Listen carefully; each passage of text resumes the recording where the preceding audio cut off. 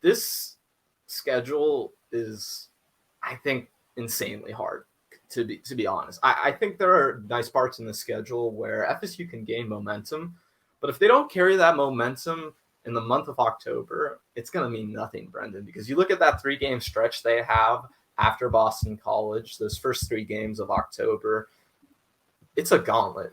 And I guess for me, when I was kind of looking at the season, I feel like, that pivotal point are those 3 games. How does that look? If you're going to be winning or losing those games, what's the feel? How do you look compared to some of the ACC's best teams right now? So you're talking about so I'm pulling up the schedule. You're talking about the after Boston. You're talking about Wake Forest home, at NC State, and Clemson at home. Yes, that's yes. Stretch. Yeah, that's a big doozy. I mean, it's so weird too. They have 1, 2, 3, 4, 5 Atlantic Division games in a row from September 16th to October 15th. So in the span of a month, your conference fate is decided. Exactly, which is kind of the one known crappy team is in the Atlantic. You don't play until November in Syracuse. You're subpar out of division opponent, Georgia Tech, you don't get to late October. Yeah, man, the beginning of the schedule. Yeah, but we said this last year too. It's like, if you don't start well, the back half of the season could be devastated, and it was the exact opposite. So we don't really know, right? But yeah, okay. So sorry, I just want to make sure we got the schedule sucks. It really does. I mean, but I guess for that part of the season when I think to me, you leave that Boston College game probably around 2-2. Maybe 1 win more, maybe 1 win less, depending on if there's any craziness, any overtimes, any really close games. But let's say they're 2-2 heading into that stretch, Brendan. Okay.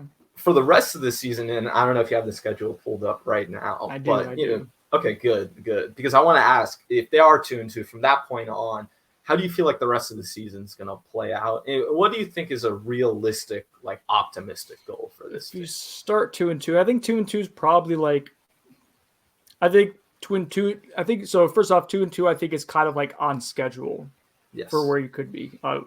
If you could start 3-1, I think that's great. I think you feel really good about that. Whether that's a win against LSU or 2 conference wins, I think either way, that gives you something. I think that Louisville game is going to be difficult at Louisville. I don't think that's going to be easy. And of course, Brendan, this is assuming that they're going to beat their FCS opponent this year. That's true. I don't want to take that for granted.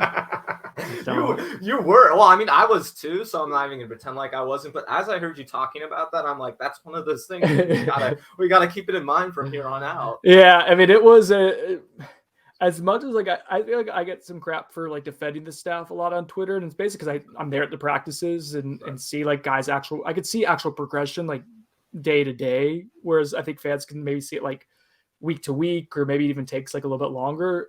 And so I could see things getting better, and to me that's noteworthy. It doesn't excuse some of the recruiting deficiencies they have. I'm not saying this is a perfect staff, but what I am saying is that with this football program, I do feel like I like some of the upward trajectory of the development portion of the program under Mike Norvell.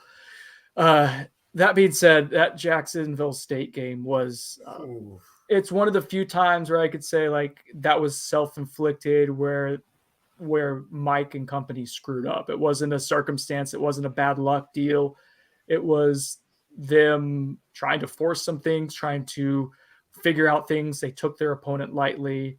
And I don't think what I'm saying is something that I would get a ton of pushback for either. I think they know that. So anyways, yeah. So Duquesne, let's assume they beat Duquesne. Okay. All right. So we're at 2-2 here. Mm-hmm.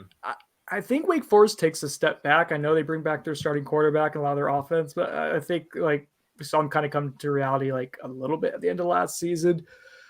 And I don't think Florida State was that game last year at Wake Forest was super fluky. I think if you have Jordan Travis, if you have this identity and established idea of what you are in that game, and you're not going back and forth, I think you probably hang with Wake Forest. So I think that game at home I actually feel decent about. I think 55% chance of Florida State winning that, especially if they're 2-2 and they've maybe won 2 conference games or a conference game in Duquesne.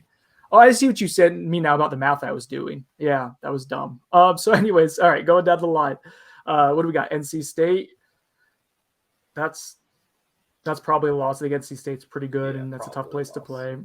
Clemson, I mean, yeah, I don't know why people assume like you went to Death Valley last year and hung with them. I think you ultimately probably still lose this game, but like I don't think you're necessarily going to be outclassed.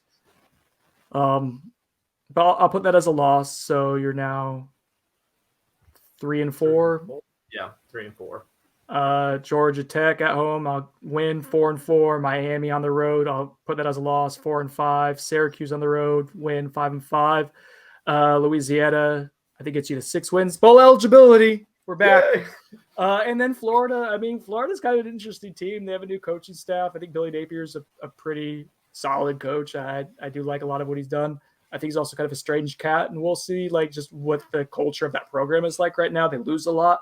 That's a winnable game for Florida State. So, I mean, that gets us. I think this is a 6-6 or 7 win team, most realistically, Ben. And I think I'm leaning closer to 7. So I guess in my exercise here, I say that's a win at the end of the year. So if you start 2-2, I think as long as the wheels don't fall off emotionally, I think 7 wins is still achievable. But there's a lot of coin flip games here as well. I think it's worth noting.